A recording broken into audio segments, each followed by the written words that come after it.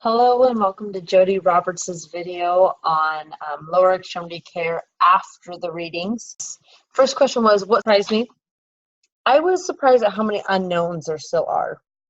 The knowns that the articles discussed as far as the multiple risk factors and the associations that they were able to predict, or the predictability of certain things, didn't surprise me very much, but I was still surprised at how many unknowns there were. For example, between foot type and ankle injury, I think I was expecting to find a little bit more association between the two, while still understanding that any extreme would still cause injury. They weren't able to find a finite, predictability value, I guess you would say.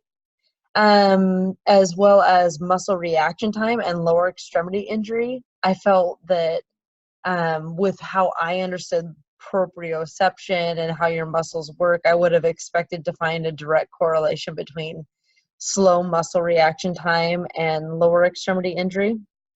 So I was surprised about that. Second question, this is hard for me to answer because it's surprising to me that there are multiple factors that go into the predicting of an injury. I think we're all aware that it's not usually just one thing that leads to an injury. There are a bunch of different factors that lead to an injury. So using it in my daily clinical practice, I think just making sure that I'm taking better notes of all the details regarding the injuries that I encounter instead of just focusing on mechanism of injury. Because, as we're trying to gather research and submit findings into creating predictability values and factors and data, I know that I'm not doing a good job as a clinician in aiding that research. How can I start today doing a better job of injury risk factor identification to improve my clinical practice? I could definitely be more engaged in equipment selections. I have been involved with teams that do like team equipment, apparel, shoe wear, stuff like that. And I have not been a part of those conversations before. So being more aware of how to face those conversations and combat those types of situations, or being more knowledgeable regarding those situations, I think would be helpful for equipment selection. I needed to find a better system for recording and reviewing previous injuries.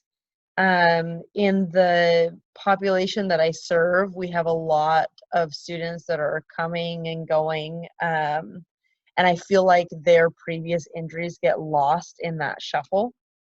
And so I need to find a better job of identifying who the new athletes are, what they're in, and establishing a clear history of what those things are, or even a better way to draw my attention to their pre-existing